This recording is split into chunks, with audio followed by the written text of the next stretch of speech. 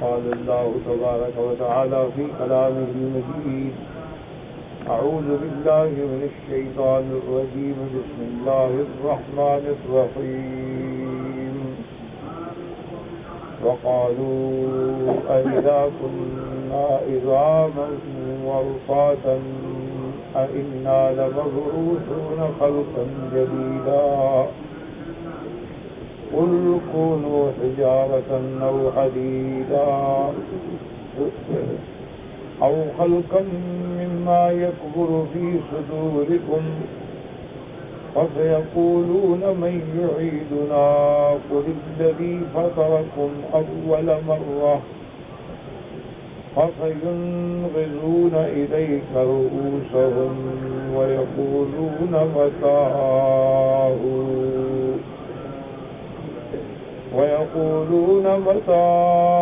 وقل عسى أن يكون قريبا يوم يدعوكم فتستجيبون بحمده وتظنون إذ لبثتم إلا قليلا. اللہ تبارک و تعالی نے کلام مقدس کی ان آیات مبارکہ میں اس بات قیامت، اس بات معاد اور مشرکین کا رد بیان فرمایا. جیسا میں نے عرض کیا تھا سابقہ آیت میں بھی کہ وَإِذَا قَرَأْتَ الْقُرْآنَ جَعَلْنَا بَيْنَكَ وَبَيْنَ الَّذِينَ لَا يُؤْمِنُونَ بِالْآخِرَةِ. وہاں بھی اللہ پاک نے یہ ارشاد فرمایا تھا کہ جب آپ قرآن پڑھتے ہیں تو آپ کے درمیان اور ان کے درمیان جو آخرت پر ایمان ہے وہاں بھی ذکر تھا ان کا عدم ایمان بالآخرت. تو ان آیات میں بھی اللہ تبارک و تعالی نے وہی کافروں کے شبہات ذکر کیے ہیں اور اس پر ان کا جواب اور رد کروایا. سب سے مسئلہ پہلا جو ہے وہ یہ ہے، آپ یہ سمجھیں کہ میں نے کئی دفعہ الحمدللہ عرض کیا ہے کہ تین بنیادی مسئلے. سب سے بڑا مسئلہ توحید ہے اور پھر توحید کے تمام اقسام ہیں. توحید الوہیت ہے، توحید ربوبیت ہے، توحید بالاسماء و صفات ہے، توحید بالافعال ہے. اور جب توحید کا ذکر آئے گا تو شرک کا رد خود بخود ہو جائے گا.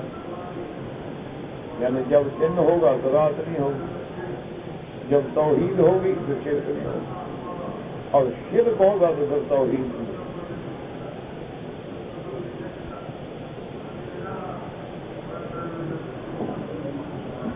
یہ نہیں ہو سکتا کہ آدمی موحد بھی ہو اور مشرک بھی ہو. یہ بات جیسے دیکھو نا کہ دن ہو تو رات نہیں ہو، اور رات ہو مثلا آپ لاکھ بجلیاں جلا دیں لیکن دن تو نہیں بن جاتا. تو اس لیے جہاں توحید ہوگی تو دل میں شرک نہیں ہوگا. اور اگر خدا نہ کرے شرک ہے تو پھر سمجھو توحید نہیں ہے. دو چیزیں اکٹھی ہو ہی نہیں سکتی، اسلام اور کفر اکٹھے نہیں ہو. دوسرا مسئلہ تھا نبوت اور رسالت، کہ تمام انبیاء علیہم السلام، تمام اللہ کے رسولوں پر ایمان لانا کہ جتنے اللہ نے رسول بھیجے، نبی بھیجے، سب برحق، ان پہ جتنی کتابیں اتاری سب برحق، ان کے جو تعلیمات دینیت ہے سب برحق. تو دوسرا مسئلہ ہوا نبوت اور رسالت. تیسرا مسئلہ جو ہے سب سے بڑا اصولی مسئلہ وہ ہے قیامت. اور قیامت میں بھی ہمارا یہ ایمان تفصیل سے ہو کہ ہم نے مرنے کے بعد اٹھنا ہے، پھر میدان حشر میں جمع ہونا ہے، پھر وہاں حساب کتاب ہوگا، میدان ہوگا، اللہ فیصلہ کروائیں گے، جنت والے جنت میں جائیں گے، جہنم والے جہنم میں جائیں گے، اس کی تفصیل۔ لیکن اگر آپ قرآن پاک میں دیکھیں تو 114 صورتیں ہیں قرآن، 114 صورتوں میں تقریباً 102 صورتوں میں قیامت کا مسئلہ ہے۔ یعنی اندازہ کریں یہ مسئلہ کتنا اہم ہے کہ سارے قرآن میں 114 صورتیں، ان میں تقریباً 102 صورتوں میں قیامت کا ذکر ہے۔ اچھا 65 صورتوں میں تو بڑی تفصیل سے ذکر ہے، باقاعدہ اس پہ دلائل ہیں، اور باقی صورتوں میں بھی قیامت کا ذکر ہے، تفصیل سے نہ صحیح، اجمال سے صحیح، لیکن قیامت کا ذکر۔ اس کی وجہ کیا ہے؟ بنیادی بات کو سمجھیں، کیونکہ جب تک آدمی اصل مسئلہ نہ سمجھے نا تو مسئلہ حل نہیں ہوتا۔ ایک بات ہمیشہ یاد رکھیں کہ اصل مسئلہ جو ہے نا، جب تک وہ نہ آدمی کی سمجھ میں آئے، تو مثال مشہور ہے نا کہ ایک آدمی نے کسی میرے جیسے مولوی سے پوچھا، جناب کتا کنویں میں مر گیا ہے، کتنا پانی نکالنا ہے؟ اس نے کہا 200 ڈول نکال دو۔ دوسرے سے پوچھا، اس نے کہا 300 ڈول نکال دو۔ چوتھے سے پوچھا، اس نے کہا سارا پانی نکال دو۔ پھر صحیح عالم کی خدمت میں گیا، ان سے مسئلہ پوچھا، انہوں نے کہا پہلے کتا تو نکالو، تم 400 ڈول نکالو یا 300 نکالو، کتا اگر اندر پڑا رہے گا تو کیسے پاک ہوگا؟ اصل مدعا یہ ہے کہ پہلے کتا نکالو پھر پانی نکالو۔ تو اس لیے ہمیشہ یاد رکھیں کہ جب تک آدمی کے دماغ میں مسئلہ کی اصل وجہ سمجھ نہ آئے، وہ مسئلہ سمجھ نہیں آئے۔ آج دیکھیں نا پوری دنیا میں، پورے عالم میں، میڈیا پہ آپ بیٹھ جائیں،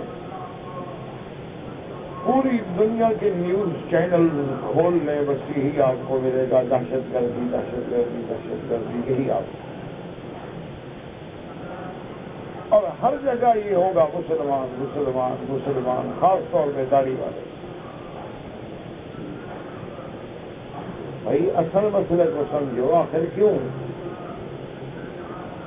اصل مسئلے کو سمجھ لو تو 1 منٹ میں بات ختم ہو جائے گی کہ بھی آخر ایسا کیوں ہو رہا؟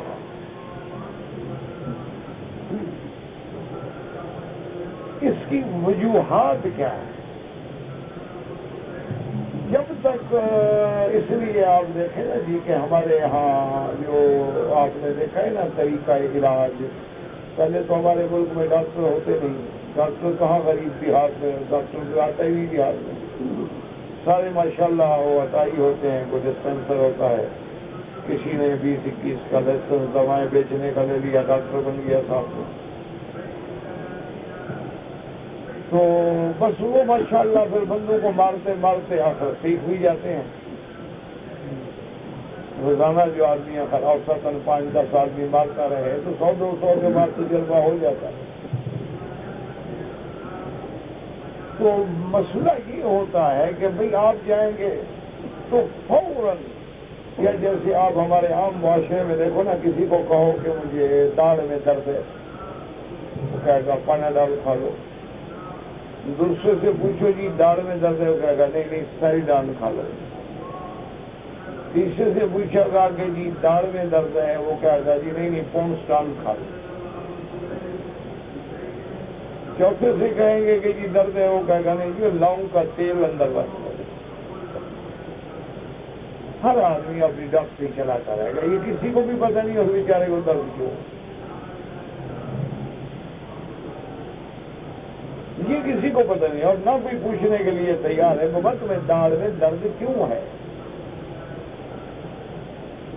یہ بات تو اس کا نتیجہ یہ نکلتا ہے کہ وہ بیچارہ گولیاں کھاتے کھاتے جب اللہ کی رحمت سے سر نہیں رہے گا تو داڑھ کا درد تو ویسے ہی ٹھیک ہو جائے گا۔ جب اصل نہ رہا تو درد کہاں ہوگا؟ تو یہی حال ہے آج کل سارے مسئلے کا کہ اور باہر میں جو لوگ بڑے بڑے آدمی بھاگ جاتے ہیں نا جی، وہ فلاں ملک میں گیا، یورپ گیا، فلاں گیا علاج کرانے کے لیے، اس کی وجہ یہ ہے کہ وہ پڑھے لکھے لوگ ہوتے ہیں، وہ سمجھدار لوگ ہوتے ہیں، ان کو جا کے آپ بتلائیں کہ جی مجھے یہ تکلیف ہے، کہے اس کے بعد جو وہ آپ کی جناب تحقیق شروع کریں گے، وہ جب سے آپ پیدا ہوئے ہیں نا وہاں سے وہ آپ سے ہسٹری لیں گے اور پوچھتے پوچھتے پوچھتے پوچھتے وہ اپنے اندازے لگاتے جائیں گے کہ کہاں ہم نے چور پکڑنا ہے. پھر جناب سر سے لے کر پاؤں تک سارے جہان کے چیک اپ کرا ڈالیں گے، بلڈ کے سارے چیک اپ ہو جائیں گے، بلغم کا ہو جائے گا، پیشاب کے ہو جائیں گے، سارا ریکارڈ جب سامنے آئے گا تو سیکٹری فائل بنا کے ڈاکٹر کے پاس رکھے گا. ڈاکٹر اس پہ بیٹھ کے غور کرے گا، نشان لگائے گا، پھر مریض کو بلائے گا، پھر وہ جب دوا دیں گے تو صاف بات ہے کہ وہ تو مرض پہ پہنچ چکا ہے. جب وہ مرض پہ پہنچ چکا ہے تو بس اب مجھے گھٹنوں میں مثلاً تکلیف ہے، اللہ کی رحمت سے آپ میرے گھر میں آئے نا، آپ دیکھیں تو میرے بستر کے ارد گرد سب دوائیں ہیں، ہسپتال بنا ہوا ہے ماشاءاللہ.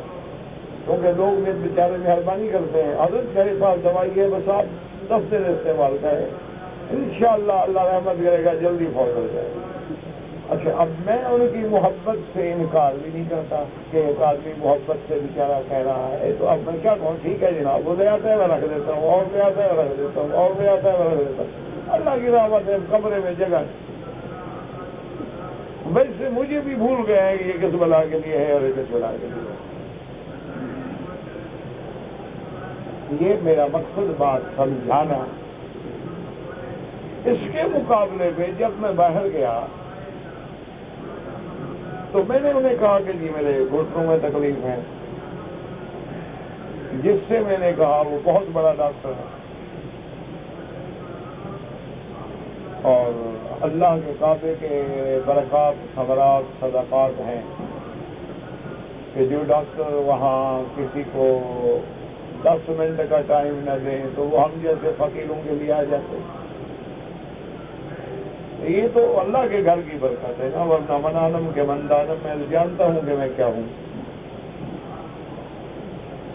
بہت بڑا ڈاکٹر ہے بیچارہ اور بہت مہربان ہے. میں نے کہا ڈاکٹر صاحب آپ آ گئے ہیں، انہوں نے کہا بھگت میں دل کا ڈاکٹر ہوں، گھٹنوں کا ڈاکٹر نہیں ہوں.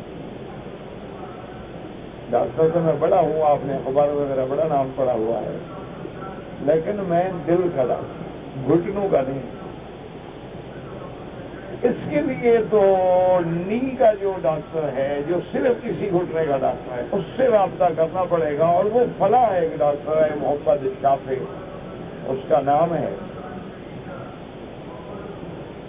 لیکن مکی صاحب وہ اتنا مصروف، کچھ بھی نہیں ہوتا. خیر کام ہو رہا، اللہ رحمت کرے. نہ حرم شریف میں مر جائے کہ گھاٹے کا سرتا درد. اللہ پاک رحمت. یہ مسلمان کہاں، ہمارے بلوچ پتہ ہے کیا کرتے ہیں، 7-6 سال کے جب بچے ہوں نا، سر پہ سیب رکھ کے گولی چلاتے ہیں کہ بچہ یوں کرتا ہے تو بلوچ نہیں آتا.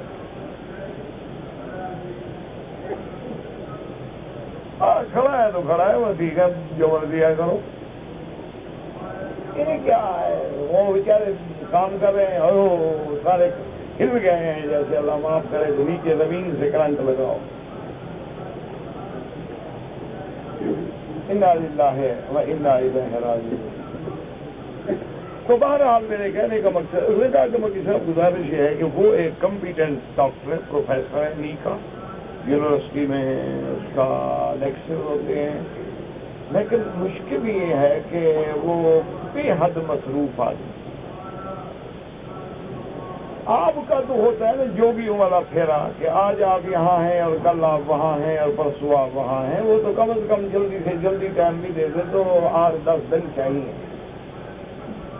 تو ایک حل ہے کہ میں ٹائم لے لیتا ہوں، آپ جب واپس آئیں گے یہاں سے روانہ ہونے کے لیے دکھا دینے کا فون پہ بات تو کرو۔ اس نے اپنی سیکٹری سے فون لیا اور ڈاکٹر شاہ سے فون بھی لایا، بات ہو گئی۔ اس نے کہا قاضی صاحب بات کیا ہے؟ اس نے کہا یار مولانا مکی صاحب آئے ہیں، ان کو گھٹنے میں تکلیف ہے، مہربانی کرو کہ کوئی نیئرسٹ ڈیٹ جو زیادہ سے زیادہ قریب تاریخ دے سکتے ہو۔ اس نے کہا یار کیا بچوں والی بات کر رہے ہو، مجھے یہ بتاؤ مکی صاحب ہیں کہاں، میں وہی ابھی حاضر ہو جاؤں۔ وہ تو میرے محسن ہیں۔ انہوں نے کہا ڈاکٹر صاحب ہم تو آپ سے، انہوں نے کہا چھوڑو یار تکلیف نہ کرو، مجھے یہ بتاؤ کہ اس وقت صاحب، انہوں نے کہا میں ایڈیسن میں ہوں اور فلاں، انہوں نے کہا بس میں 10 منٹ میں آیا۔ ڈاکٹر صاحب آ گئے، ملے، میں نے کہا بھائی بڑی مہربانی، انہوں نے کہا کہ مہربانی کی بات ہے، میں غریب آدمی ہوں، غریب ترین گھر کا انسان، میرے والدین کے پاس مجھے میٹرک پڑھانے کے بھی پیسے نہیں، جس بندے نے مجھے پڑھایا تھا وہ آپ کے والد کا شاگرد تھا، اور ہمیشہ آپ کا ذکر ہوتا تھا، مولانا خیرمل صاحب، مکی صاحب ہیں، فلان ہیں فلان ہیں۔ میری تو خوش نصیبی ہے کہ میں اپنے محسن کا، استاد کے بیٹے کا کوئی خدمت کر سکوں۔ تو میں نے کہا، یہ نے کہا جناب بالکل کوئی آپ کے لیے ٹائم نہیں، ابھی میری گاڑی میں بیٹھے ہیں، ابھی جاتے ہیں، ابھی میرا اپنا کلینک ہے، اپنا پرائیویٹ میرا سسٹم ہے، میں وہ نوکر ہوں کسی کا کہ میں ان سے ٹائم لوں گا، ابھی کھولتے ہیں لیکن دکھانا وہیں پڑے گا، وہاں کیا دیکھو۔ نے کہا باقی صاحب دوا ہے ہی نہیں ہے بیماری کا، اب جو مرضی آپ کا۔ اور نے کہا اس کا دوا ابھی تک نہیں ہے گا۔ ڈاکٹر صاحب آپ کی ڈاکٹری کا فائدہ کیا ہوا؟ اور نے کہا فائدہ یہ ہے کہ میں بدل دیتا ہوں گھٹنے آپ سے، آپ رہ جائیں، کل آپریشن کر کے نئے ڈال دیتے ہیں، بات ختم۔ میں نے کہا آپریشن تو میں نہیں کراتا، اس نے کہا پھر علاج کوئی نہیں، گولیاں کھاتے رہو، جب تک گاڑی چلتی ہے چلاتے رہو، جب بالکل بریک لگ جائے تو مجھے فون کر لینا، وہیں آ کے آپریشن کرنا۔ میں نے 100 ڈاکٹر کو دکھایا ہوگا، سب نے یہی کہا جی کوئی علاج نہیں۔ اور یہاں ابھی اپنے شاگردوں سے پوچھو تو 20 نسخے مل جائیں۔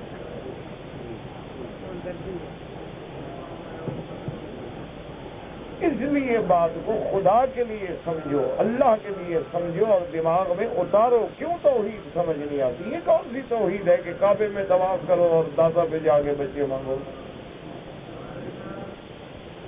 یہ کون سی قسم ہے توحید کی کہ آدمی یا اللہ یا اللہ یا اللہ اور ساتھ یا رسول اللہ؟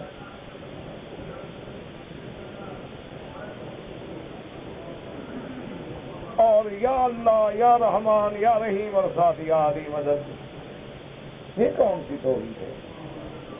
وجہ کیا ہے کہ مسئلہ سمجھا نہیں۔ اگر مسئلہ دماغ میں بیٹھ جاتا تو مسئلے سارے حل ہو جاتے کہ توحید ہے تو پھر شرک نہیں ہوگا، اور اگر شرک ہے تو پھر توحید نہیں ہوگا۔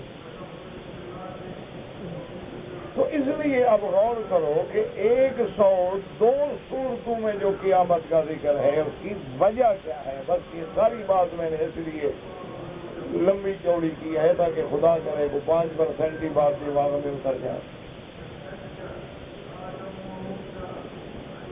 اس کی وجہ یہ ہے کہ قیامت کا مسئلہ سمجھ آ ہی نہیں سکتا،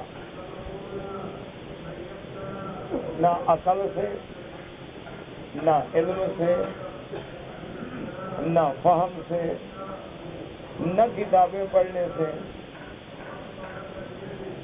یہ مسئلہ خالصتاً سمجھ تب آ سکتا ہے اللہ راضی ہو جائے، دل کھول لے، اللہ پہ اور محمد الرسول اللہ پہ ایمان پکا ہو جائے، پھر قیامت مسئلہ ہی کوئی نہیں۔ ورنہ نہیں سمجھ آئے. اسی لیے قرآن نے بار بار کو دیکھو نا سمجھ کیسے آئے کہ بھی ایک رام چندر کو مرنے کے بعد آپ کولڈ سٹوریج میں رکھ دیں, 10 سال رکھا رہے, اس کی لاش نہیں بگڑتی, جیسے رکھا تھا رکھا ہے. اور ایک بڑے مولوی کو, بزرگ کو مرنے کے بعد گرمی میں 2 دن باہر رکھ دیں, لاش پھٹ جائے گی, بدبو آنی شروع ہو جائے گی. تو کہتے ہیں جناب اس کافر کو کیوں عذاب نہیں ہو رہا, یہ مسلمان کیوں رگڑے میں آ گئے؟ تو کہتے ہیں یہ تو موسم کی بات ہے, یہ گرمی تھی پھٹ گئی, وہ ٹھنڈا ہے نہیں پھٹا, بس کوئی عذاب شذاب نہیں. تو اب کیسے سمجھو, ہمیں یہ کیسے سمجھ آئے؟ جی ملک الموت آتا ہے اور روح نکالتا ہے. وہ کہتے ہیں جی کدھر ہے ملک الموت؟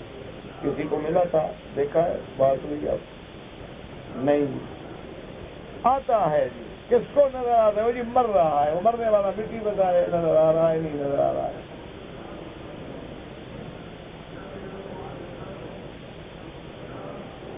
اسی لیے جب ہم وہ حدیثیں پڑھتے ہیں کہ قبر کا عذاب حق ہے, وہ حدیثیں جب ہم پڑھتے ہیں کہ جب اللہ رحمت فرماتے ہیں تو قبر کو کھول دیا جاتا ہے, قبر کھل جاتی ہے, جنت کی طرف کھڑکی کھل جاتی ہے, اور دیکھنے والا جاتا ہے تو کہتے ہیں قبر جیسے تھی ویسے ہے, وہ تو کوئی نہیں کھلی شدی. اور اگر یہ ہم مان لیں کہ 70 ہاتھ قبر کھلتی ہے تو پھر اس کا مطلب ہے 7 والے مردے ہمارے اندر آ جائیں گے. تو ادھر مرد ہو ادھر عورت ہو, 70 ہاتھ جو کھل جائے تو کدھر جائے گی؟ یہ باتیں عقل میں نہیں آتی.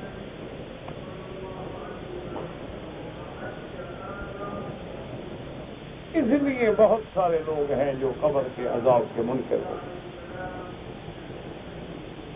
اس لیے بہت سارے لوگ ہیں جن نے کہا کہ نہیں, مرنے کے بعد کوئی نہیں سنتا, کوئی نہیں, کوئی زندگی نہیں, کوئی حیات نہیں, کوئی مردے سنتے نہیں ہیں, نہ سن سکتے ہیں, بالکل مر گیا آدمی ختم ہو گئی بات. کیسے مٹی ہے, تھوڑی سی کان میں مٹی ڈال دو سن لیں گے آپ, کہنے جی 2 من مٹی اوپر دے دی, ابھی بھی کیسے سنتا ہے؟ سمجھ نہیں. اس بات کا تعلق عقل سے,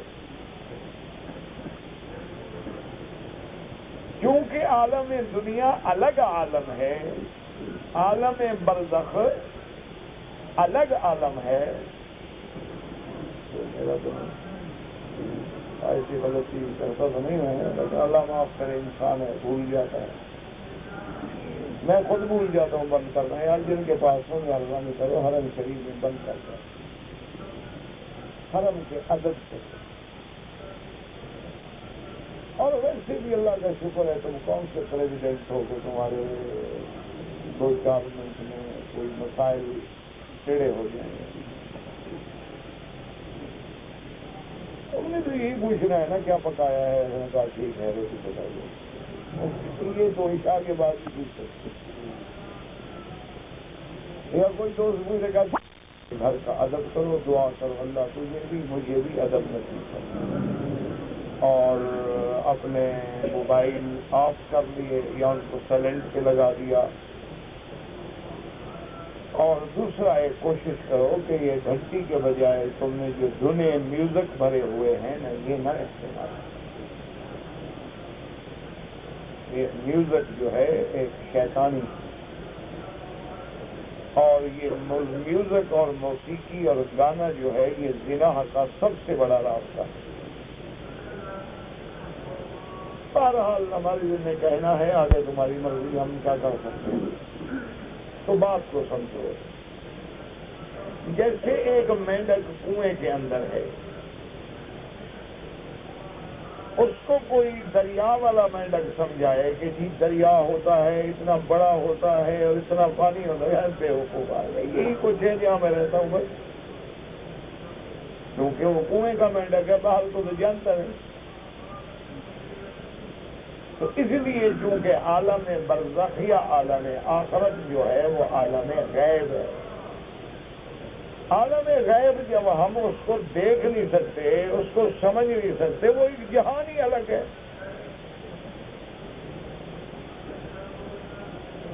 اب آپ دیکھتے ہیں نا، کئی دفعہ ایسا ہوتا ہے کہ آدمی 1 بجے کی فلائٹ سے مثلاً ہیتھرو جائے، 6-7 گھنٹے کی فلائٹ ہے. اچھا، اب آپ یہاں سے روانہ ہو رہے ہیں 1:30 بجے، تو وہاں پہنچتے ہیں، ابھی عصر کی نماز بھی نہیں ہوتی، آپ پہنچ جاتے ہیں. کیسے پہنچ گئے؟ ابھی 7 گھنٹے کا سفر ہوگی. وہ جو 6 اور 7 گھنٹے کا ہمارا ان کا فرق ہے نا، وہ کور ہو گیا. سمجھ نہیں آئے گا آدمی کو، یار یہ کیسے ہو. اچھا، کئی دفعہ رات کو 1 بجے 2 بجے کی فلائٹ سے بیٹھو، صبح کی نماز وہیں ایئرپورٹ میں پڑھو، 7 گھنٹے کی فلائٹ بھی گزر گئی. اصل میں وہ آپ کے اور ہمارے ان کے درمیان میں جو 7 گھنٹے کا فرق تھا وہ کور ہو گیا.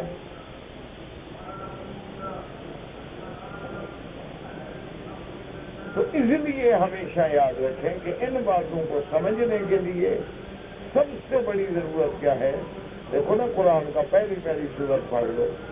اللہ نے کیا فرمایا؟ والذین یؤمنون بما انزل الیک وما انزل من قبلک وبالآخرۃ هم یوقنون.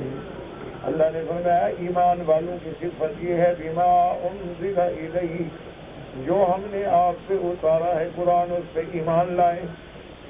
وما انزل من قبلک، اور جو آپ سے پہلے ہم نے کتابیں اتاری ان پہ بھی ایمان لائیں. اگر یہ ایمان آ جائے تو آخرت پہ ایمان خود ہو جائے، کیونکہ جب ہمارا ایمان ہے کہ قرآن سچ کہتا ہے، بس بات ختم ہو گئی. یہی وجہ تھی نا کہ ابو جہل نے اور کافروں نے جو بھڑکا دیا تھا کہ وہ نبی معراج پہ کیسے گئے، کیسے مسجد اقصی پہنچے، پہلا آسمان، دوسرا، تیسرا، چوتھا، چھٹا، ساتواں سدروں تک. لیکن ابو بکر صدیق نے تو 1 منٹ بھی نہیں لگایا. حضرت ابو بکر صدیق نے تو 1 منٹ بھی نہیں لگایا. اسے صرف ایک بات پوچھی کہ یہ بات جو کہہ رہے ہو قال رسول اللہ صلی اللہ، حضور نے فرمایا ہے؟ انہوں نے کہا ہاں. انہوں نے کہا صدق رسول اللہ، بس ختم. تو یہ قیامت تب سمجھ آئے گی جب ایمان ہو کے صدق رسول، ورنہ عقل کرتا. جتنی عقل دوڑاؤ گے راستے سے ہٹتے جاؤ گے، جتنی مغز مارو گے اور پھر پٹڑی سے اتر جاؤ گے. اور جس دن یہ فیصلہ کر لو کہ بھئی ہم نے کلمہ پڑھا ہے لا الہ الا اللہ محمد رسول اللہ، اور حضور فرما رہے ہیں کہ انہما لیعذبان ولا یعذبان فی کبیر، ان 2 قبر والوں پہ عذاب ہو رہا ہے، بس. جب حضور نے فرما دیا تو بات ختم ہوگی. ہمارے کروڑوں عقل قربان محمد مصطفیٰ کے فرمان پر. ہمارا عقل غلطی کر سکتا ہے، زبان مصطفیٰ تو غلطی نہیں کر سکتی. بس یہ مسئلہ، اسی لیے کافر قیامت میں کہیں گے قالوا لو كنا نسمع او نعقل ما كنا في اصحاب السعير. قیامت والے دن کہیں گے کہ ہائے کاش ہم سنتے، ہم پیغمبر کی بات سن لیتے، منع مان لیتے. ورنہ صرف سننا تو کیا فائدہ، سنتے تو تھے. یہاں سننے کا معنی ہے سن کے مان لے، او ناقل، یا پھر ہم سمجھتے. تو اصل بات سننا ہے کہ جو اللہ کا پیغمبر کہہ دے اور جو قرآن کہہ دے وہ حق ہے. اگر وہ بات ہماری سمجھ میں نہیں آ رہی تو ہمارے عقل کا قصور ہے، وہ بات سچی ہے. جیسے ایک چھوٹے بچے کو، پرائمری پڑھنے والے کو اگلے کا حساب سمجھ نہیں آتا، یہ مانا نہیں کہ حساب غلط ہے، ابھی وہ بچہ ہے، ابھی اس کا ذہن وہاں نہیں پہنچا ہے، اس لیے وہ سمجھ نہیں آ رہا. تو جو عالم غیب کے مسئلے ہیں، عالم برزخ کے مسئلے ہیں، عالم قیامت کے مسئلے ہیں، وہ ہمیں اس لیے سمجھ نہیں آ رہا ہے کہ ہماری عقل اتنا رسائی نہیں رکھتی. اچھا، اب دنیا میں کیا کرتے ہو؟ کوئی کام کرنا ہو اگر قانونی کام ہے تو اگلا کہتا ہے بھائی وکیل کر لو، تم قانون تھوڑا جانتے ہو، وکیل رکھ لو، وکیل صاحب کریں گے، کیس لڑیں گے۔ درخواست لکھانی ہو کہتے ہیں بابا کسی عربی نویس کے پاس جاؤ جو درخواست لکھنا جانتا ہو، تمہیں کیا پتا کہ کیا ٹیکنیکل ورڈز لکھے جاتے ہیں، کیا طریقہ ہوتا ہے لکھنے کا۔ تو اس لیے شریعت میں بھی جو ایسے مسائل ہیں وہ سمائی ہیں کہ جب وہ وہاں دماغ ٹکرائے تو فوراً آ جاؤ فرمان محمد مصطفیٰ، فوراً آ جاؤ اللہ کے قرآن کی طرف سے، پھر سینہ ٹھنڈا ہو جائے گا کہ ہاں اللہ کا قرآن ہے، ہاں بندہ بندہ، ورنہ تو بات سمجھ نہیں آتی۔ کیوں؟ مثلاً ہزاروں سال گزر گئے، جو لوگ مر گئے کوئی بھی واپس نہیں آیا،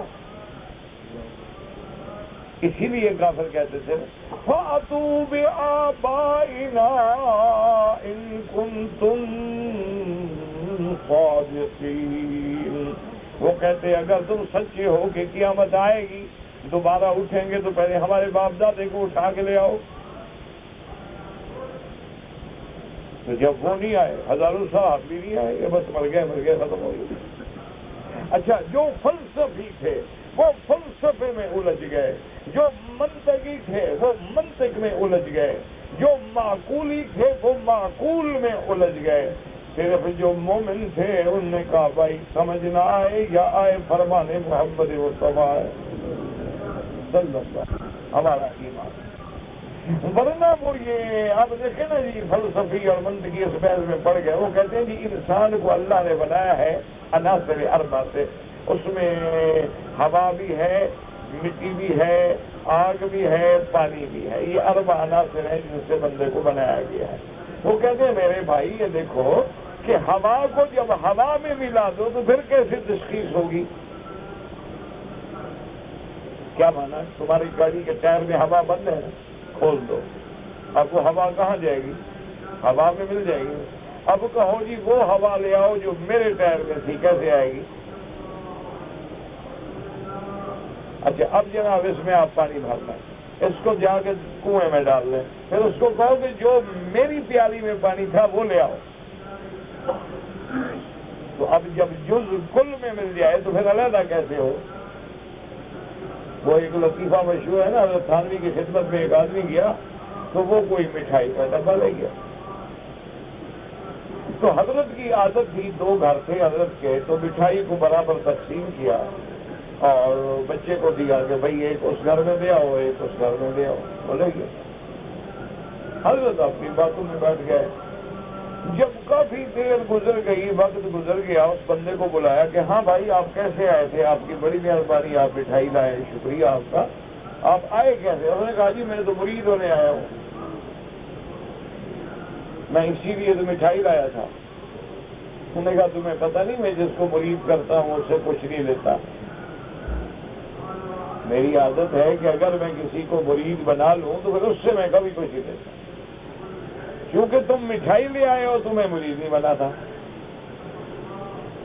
بندہ بڑا سمجھدار تھا، اور انہوں نے کہا جی پھر میری مٹھائی واپس کریں۔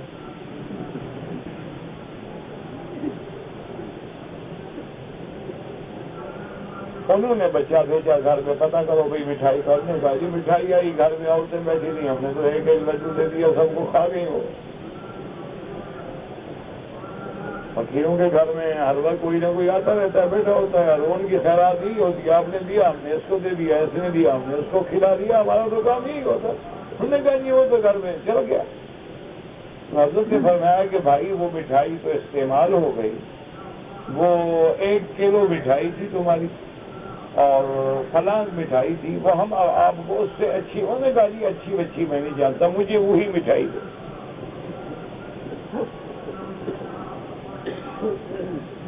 انہوں نے کہا اللہ کے بندے جب وہ مٹھائی کھا گئے تو کہاں سے دے؟ انہوں نے کہا پھر مرید کر دو، آئندہ میں نہیں دے آؤں گا۔ مجھے پتا تھا کہ آپ جس کو مرید بناتے ہیں اسے کچھ ہی لیتے، میں تو اپنی محبت میں مٹھائی لے آیا کہ چلو حضرت کی خدمت میں پیش کروں گا، اتنے دور سے میں اٹھا کے لے آیا، آپ کہتے ہیں کوئی نہیں کرتے میری مٹھائی تو میں بن جاؤں گا، میں اپنا اور پیر ڈھونڈوں کوئی۔ تو حضرت جب بہت تنگ ہوئے تو آپ نے کہا ٹھیک ہے بھائی تم پھر مرید ہو جاؤ۔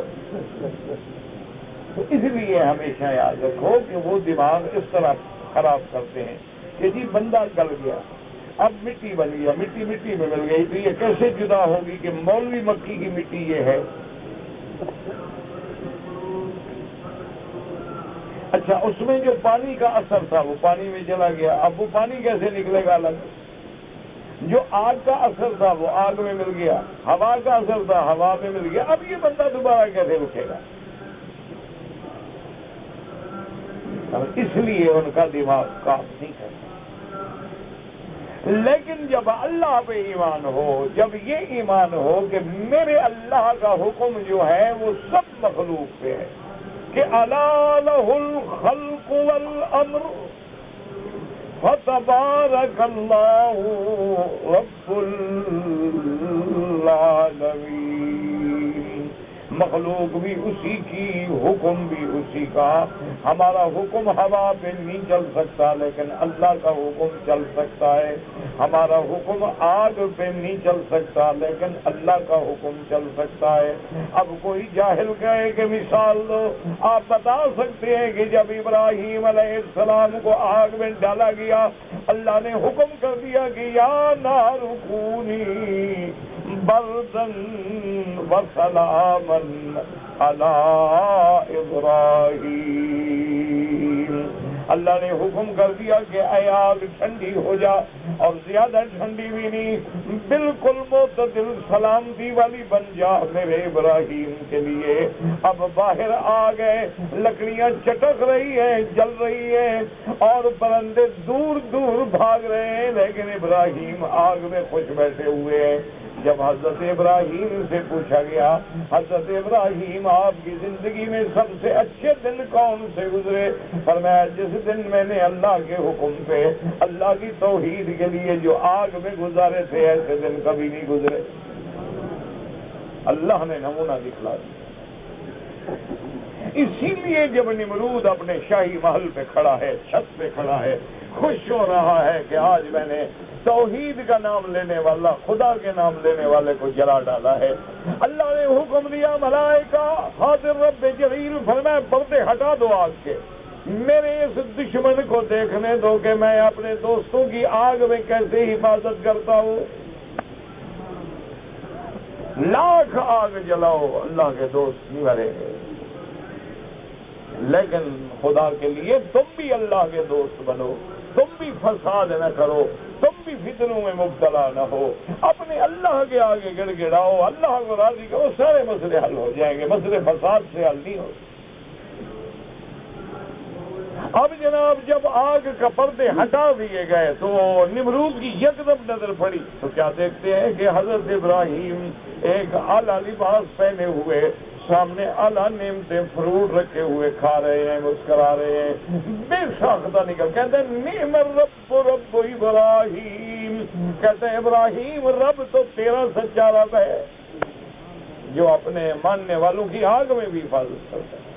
اللہ نے فرمایا اگر تم پانی کے بارے میں کہتے ہو تو پھر دیکھ لو جب یونس پانی میں آیا میں نے کیسے حفاظت کی، اور اگر تم ہواؤں کے بارے میں دیکھتے ہو تو دیکھ لو سلیمان کے تابع میں نے ہوائیں کیسے کر دی۔ تو اس لیے اللہ نے فرمایا کہ بدبختو تم اپنے عقل کو استعمال نہ کرو، تم میری قدرت کو دیکھو۔ میں جب حکم دوں گا کہ سونو ترابا، مٹی ہو جاؤ، سب مٹی ہو جائیں گے، اور میں جب حکم دوں گا ملک الموت کو کہ اب سور پھونکو، اور میں نفخ فی الصور فصعق من فی السماوات ومن فی الارض الا من شاء اللہ ثم نفخ فیہ اخری فَإِذَا هُمْ قِيَامٌ يَنظُرُونَ۔ یہ دو سور پھونکے جائیں گے، ان کے درمیان میں 40 سال کی مدت ہوگی، اللہ حکم دیں گے کہ بارشیں برسیں گی، جل تھل ہو جائے گا، ہر چیز کو ملا دیں گے۔ اب اللہ حکم دیں گے ملک الموت کو کہ دوبارہ سور پھونکو، اور حکم دو کہ ہڈیوں جڑ جاؤ، بس حکم دینا تیرا کام ہے، باقی میری قدرت کا نظارہ دیکھو کہ کیسے قبروں سے اٹھتے۔ تو اس لیے ہمیشہ یاد رکھو کہ قیامت ان کی سمجھ میں کیوں نہیں آتی تھی کہ حضور پہ تو ایمان نہیں تھا، پھر سمجھ کیسے آئے؟ قرآن پہ ایمان نہیں تھا، سمجھ کیسے آئے؟ وہ سمجھنے کے لیے زور لگاتے تھے کہ جی مردے کیسے سنیں گے؟ بھئی تمہیں کون سنواتا ہے؟ تمہیں بھی تو اللہ سنواتا ہے۔ اگر ہمارے اندر کان رکھنے کی طاقت ہے تو وہاں بھی آواز پہنچانے کی طاقت ہے، نہ سنوائے اس کی مرضی، سنوا دے اس کی مرضی۔ تم کون ہو بلا وجہ بحث میں پڑھنے والے؟ ہمیں جتنی حکم ہے ہم اس پہ چلیں گے۔ السلام علیکم یا دار قوم مؤمنین، حضور نے فرمایا کہ جب قبرستان کے ساتھ گزرو تو مردوں پہ سلام کہو۔ اللہ کے نبی نے کبھی حکم نہیں دیا کہ پہاڑوں پہ گزرو سلام کہو، جانوروں پہ گزرو سلام کہو، مچھلیوں پہ گزرو سلام کہو، بکریوں پہ گزرو سلام کہو، باغ میں درختوں کو سلام کہو۔ آخر یہاں کیوں کہا ہے اگر نہیں سنتے؟ تو کوئی حکمت تو ہے آخر اللہ نے جو حکم دیا، باقی عقل دوڑاؤ، عقل میں نہیں بات ہے۔ اس لیے اللہ نے 114 صورتوں میں سے 102 صورتوں میں تقریباً قیامت کا ذکر ہے، اور ایسا قیامت کا نقشہ ہے کہ سیدنا ابو بکر صدیق رضی اللہ تعالیٰ عنہ نے ایک دن میرے آقا محبوب دو عالم سیدنا محمد رسول اللہ صلی اللہ علیہ وسلم کی خدمت میں عرض کیا کہ شبت یا رسول اللہ۔ اس نے کہا حضور آپ بوڑھے ہو گئے۔ حضور کے بال سفید ہونے لگے، یہاں بال سفید، 17 بال سفید۔ تو جب سفیدی آنے لگی تو سیدھی بات ہے، علامت ہے بڑھاپے کی۔ تو اس لیے صدیق نے عرض کیا شبت یا رسول اللہ، حضور آپ بوڑھے ہو گئے۔ حضور نے فرمایا کہ نام شیبتنی ہود واخواتہا، ابو بکر مجھے سورت ہود اور اس جیسی قیامت کے ذکر والی صورتوں نے بوڑھا کر دیا ہے کہ جب میں وہ قیامت کا منظر دیکھتا ہوں، جب وہ میں قیامت کی آیات پڑھتا ہوں تو اس کا اثر ہوتا ہے، اس لیے میرے اوپر بھی بڑھاپا طاری ہونے لگ گیا ہے۔ اس لیے ہمیشہ یاد رکھیں کہ قیامت کے مسئلے، عذاب کے مسئلے، ثواب کے مسئلے، عالم برزخ کے مسئلے، قبر کے مسئلے اور سور کے مسئلے، کہ ایک سور بھونگا جائے اور ساری کائنات اٹھ کے کھڑی ہو جائے، یہ باتیں عقل میں نہیں آتی، اور بلا وجہ عقل کو دوڑانے کی ضرورت بھی نہیں، کیونکہ عقل اتنی چھوٹی ہے اور مسئلہ اتنا بڑا ہے کہ وہ ماورائے عقل ہے، ہمارے عقل سے بالا تر ہے۔ یہ تب سمجھ آئے گا جب اللہ پہ ایمان ہوگا اور یقین ہوگا کہ ان اللہ علی کل شیء قدیر۔ ورنہ تو حضرت خلیل جیسا پیغمبر بھی پوچھتا ہے رب ارنی کیف تحیی الموتى قال اولم تؤمن قال بلی ولکن لیطمئن قلبی۔ اللہ مجھے بتلائیں کہ مردے زندہ کیسے ہوں گے، کیفیت احیاء کیسے ہوگی، ورنہ میرا تو ایمان ہے کہ مردے زندہ ہوں گے، لیکن کیسے ہوں گے، کیفیت کیا ہوگی۔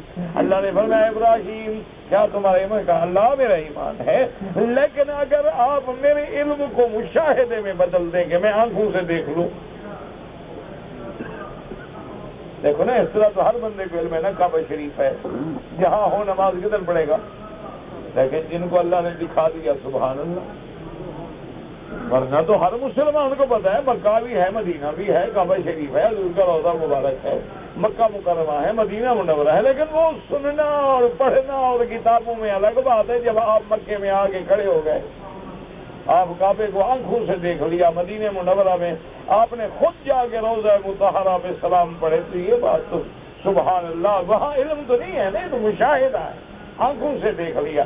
اس لیے پیغمبر کہتے ہیں اللہ مجھے دکھلا دے۔ اللہ نے فرمایا فَخُذْ أَرْبَعَةً مِّنَ الطَّيْرِ، اللہ اکبر، اللہ نے حکم دیا کہ 4 پرندے پکڑ لو۔ اچھا اللہ نے یہ حکم تو دیا ہے کہ 4 پرندے پکڑ لو، یہ نہیں کہا 4 بندے پکڑ لو۔ اس میں سبق ہے کہ پرندے کا ذبح کرنا تو جائز ہے، بندے کو مارنا تو جائز نہیں،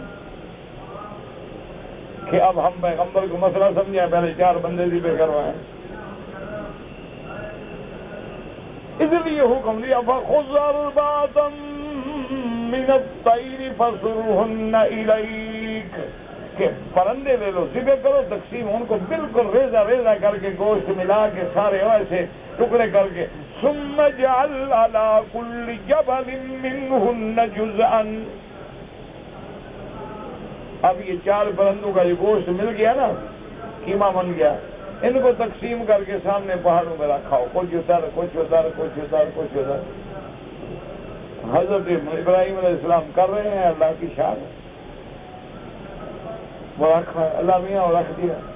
فرمایا ثم ادعوهن یاتینک سعیا واعلم ان اللہ عزیز حکیم۔ اللہ نے حکم دیا ابراہیم بلاؤ، کن کو بلاؤ؟ ہاں جی نہیں، مسجد کعبہ شریف میں بیٹھے ہو، ابراہیم کو جو حکم ہو رہا ہے کس کو بلائیں؟ پرندوں کو، زندہ ہے مردہ ہے؟ تو مردہ سنتا ہے کہ بلائے، اس لیے عقل کے اندھو، اللہ چاہے تو مردہ پرندے کو سنوا دے، مردہ بندہ تو بڑی چیز ہے، نہ چاہے تو پھر اس کی مرضی ہے، زندہ بھی نہ سنے۔ کتنے زندہ ہیں ہمارے سامنے، بہرے ہو جاتے ہیں، وہ کہتے ہیں زور سے بات کرو، اور میں نے کچھ نہیں سنا، وہ زندہ ہی نہیں سنتا۔ یہ تو میرے اللہ کے ہاتھ میں ہیں، جھگڑوں میں کیوں پڑتے ہو؟ اس لیے حکم دیا کہ بلاؤ، ثم ادعوهن یاتینک سعیا، بلاؤ تیرے پاس دوڑتے آئیں گے، بلاؤ تو صحیح، دیکھو کیسے آتے ہیں۔ اچھا یہ نہیں کہا کہ اڑ کے آئیں گے، کیونکہ اگر پرندے اڑ کے آتے تو اور بھی تو پرندے اڑ رہے ہیں، ہو سکتا ہے کہ اشتباہ ہو جاتا، لیکن تیرے سامنے دوڑ کے آئیں گے، وہ دیکھو گوشت کیسے دوڑ کے پرندہ بن گیا ہے، ہر جز کیسے اپنے مقام پہ پہنچا دی ہے میں نے، میں ہر چیز پہ قادر ہوں۔ اور ابراہیم جان لو، سمجھ لو، یقین کر لو، اللہ غالب بھی ہے اور حکمت والا بھی۔ اللہ اکبر۔ اس لیے خدا کبھی کبھی نمونے دکھلا دیتے ہیں تاکہ کوئی عقل کا اندھا اعتراض نہ کر سکے خدا کی قدرت سے۔ اسی لیے پیغمبر گزر رہا او کالذی مر علی قریۃ وہی خاویۃ علی عروشها قال انا یحیی هذه اللہ بعد موتها۔ ایک پیغمبر گزرے، دیکھا بستی ویران اجڑ گئی، برباد ہو گئی، درخت گر گئے، مکانوں کی چھتیں گر گئیں، لوگ ختم ہو گئے۔ اللہ اکبر۔ بس دل میں خیال آیا، مولا اس برباد بستی کو، اس برباد درختوں کو، اس مردہ مخلوق کو کیسے پتہ نہیں دوبارہ زندہ کریں گے۔ اللہ نے فرمایا اچھا آپ کو نمونہ دکھاتے ہیں، فَأَمَاتَهُ اللَّهُ مِئَةَ عَامٍ۔ اللہ نے فرمایا آپ مر جاؤ، موت آ گئی۔ ثم بعثه 100 سال کے بعد اللہ نے فرمایا اب زندہ کرو اس کو، دوبارہ کھڑے ہو گئے۔ قال کم لبثت، حضرت کتنا عرصہ آپ سو گئے؟ اللہ میاں یہ دن یا آدھا دن، کیونکہ جب میں سو گیا تھا نا تو اس وقت تو سورج یہاں تھا، اب ڈوب رہا ہے، اتنا وقت تھا۔ قال بل لبثت 100 عام، اللہ نے فرمایا حضرت 100 سال گزر گیا۔ فانظر الى طعامك وشرابك لم يتسنى، اللہ نے فرمایا وہ جو تیرا پانی تھا، تیری روٹی تھی، کھانا تھا، دیکھ لو ہم نے اس کو بھی نہیں بگڑنے دیا۔ 100 سال گزر گیا، ہے کوئی دنیا میں فریزر ایسا جو 100 سال تک کھانا خراب نہ ہو؟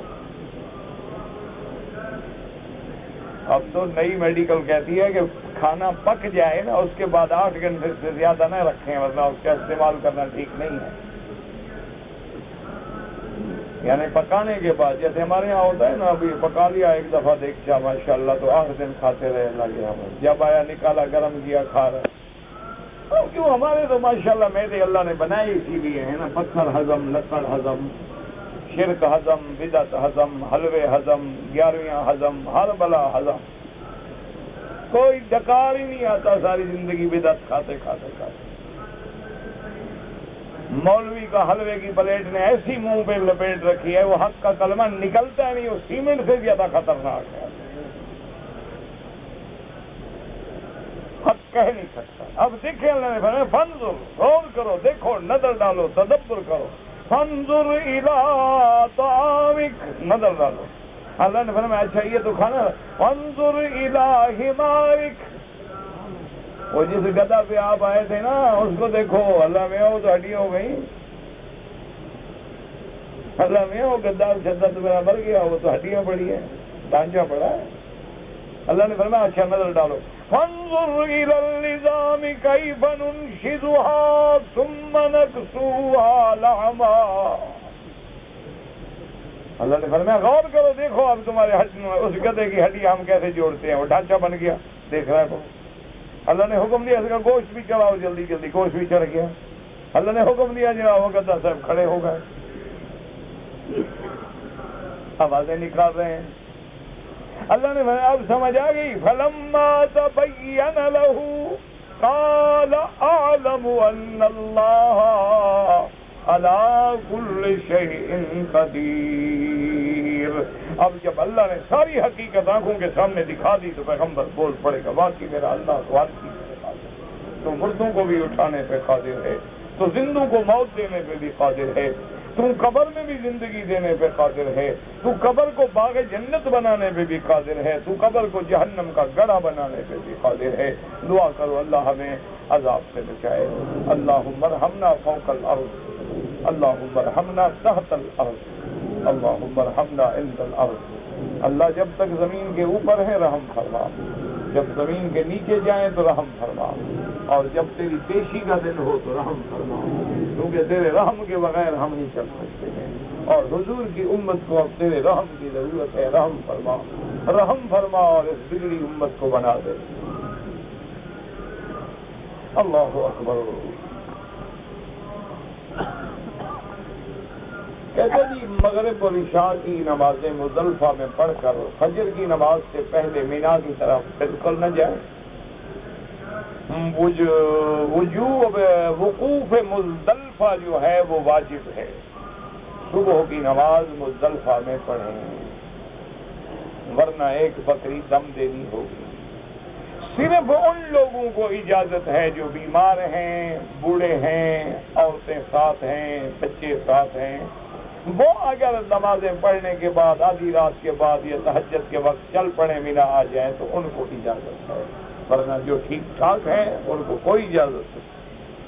حج پڑھنا ہے نا تو حج پڑھنا، گلے سے نہ اتارنا، ورنہ بہتر ہے حج نہ پڑھنا، تمہارے بغیر مینا عرفات بالکل اداس نہیں، قطعاً پریشان، بالکل آباد ہو جائیں گے انشاءاللہ۔ اگر حج پہ جاؤ تو پھر پوری سنت پہ عمل کرو، احرام میں، مینا میں، مزدلفہ میں، عرفات میں، کنکری مارنے میں کوئی جلدی نہ کرو، پہلے کتابیں لے لو، مسئلے پڑھو، جو سمجھ نہ آئے نشان لگاؤ، علماء سے مسئلے حل کرو۔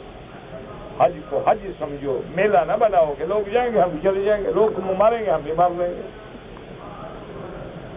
اگر ایک آدمی نے یا عورت نے صفا مروہ دوڑنے کے بعد بال کٹوائے، اب نماز کا وقت ہو گیا تو کیا وضو کرے؟ کیوں بال کٹانے سے وضو کیوں ٹوٹ گیا؟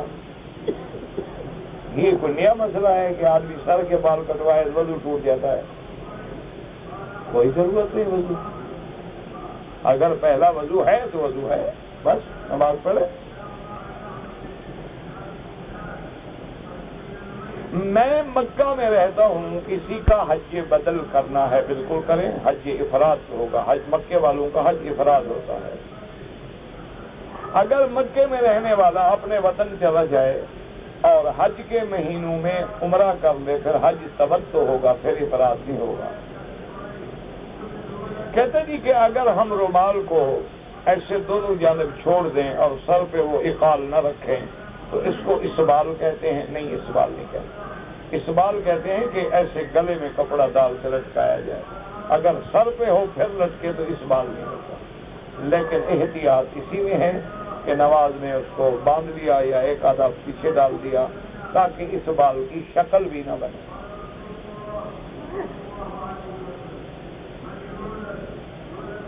کہتے جی جنات بھی مرتے ہیں، ہاں جی بالکل مرتے ہیں، ان کا بھی جنازہ ہوتا ہے، بالکل ہوتا ہے، میں نے تو نہیں پڑھا لیکن ہوتا ہے۔ پتہ نہیں ہے کیا ہے، سوال پوچھنے کا کیا فائدہ ہے؟ اچھا جی جنات مرتے ہیں، کل من علیہا فان، جب قرآن پڑھتے ہوتی ہے پوچھنے کا مسئلہ۔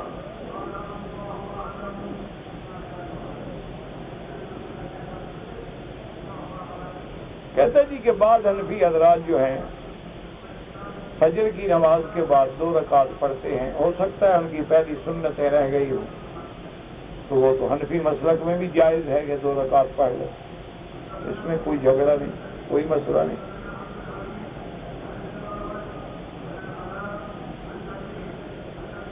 کہتا جی میں نے قسم کھائی تھی کہ اپنے ساتھیوں سے تعلق نہیں رکھوں گا، یہ غلط قسم ہے، کفارہ ادا کرو اور قسم توڑ دو، سب سے تعلق رکھو۔ اگر ساتھی برے ہیں، فاسق ہیں، فاجر ہیں، شرابی کبابی ہیں، پھر تعلق کرو۔ اگر اچھے ہیں اور قسم کھائی ہے تو گناہگار ہو، قسم توڑ دو، 10 مسکینوں کو کھانا کھلاؤ، بس کوئی بات۔ یہی بات، اگر کوئی قسم کھا لے کہ میں بھائی سے نہیں ملوں گا، یا بھائی کے گھر نہیں جاؤں گا، یا ایسے دوست کے نہیں ملوں گا، تو قسم توڑ کے کفارہ ادا کرو اور آئندہ ملے۔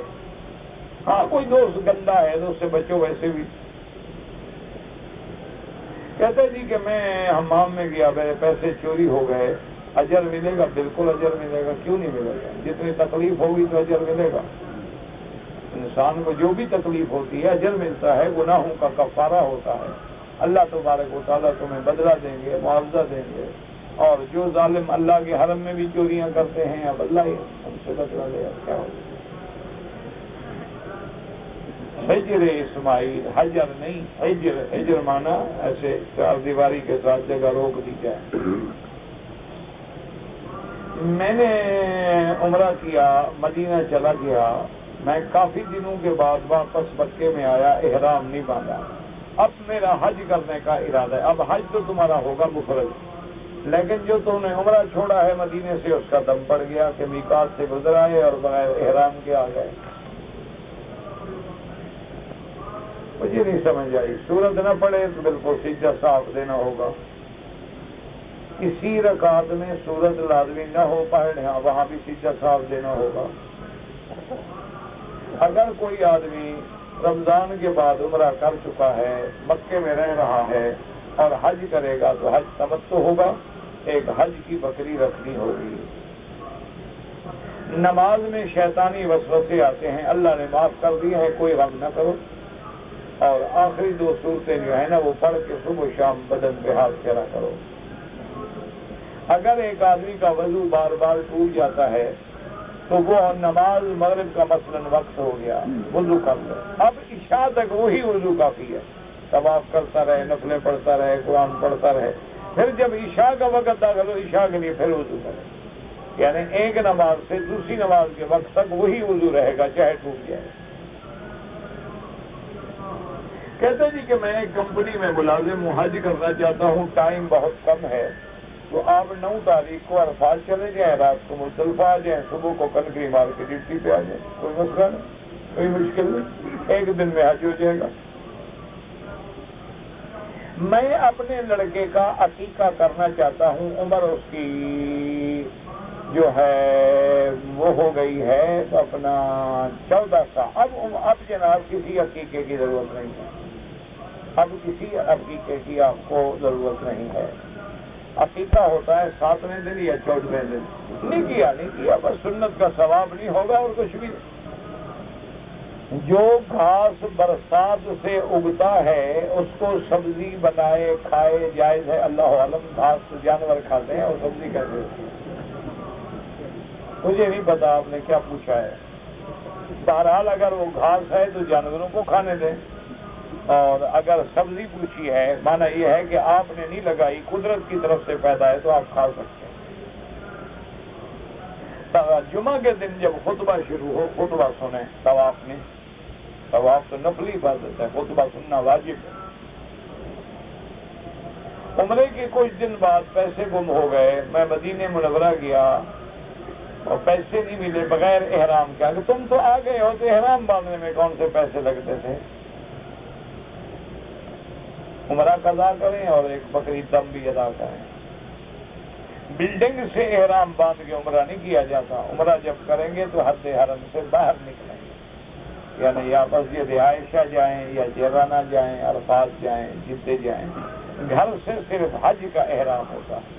بعض لوگوں کو غلط فہمی ہے، وہ عمرے کا احرام بھی گھر سے باندھ لیتے ہیں، وہ غلط بات۔ تمام جمہور امت اس مسئلے میں مخالف ہے۔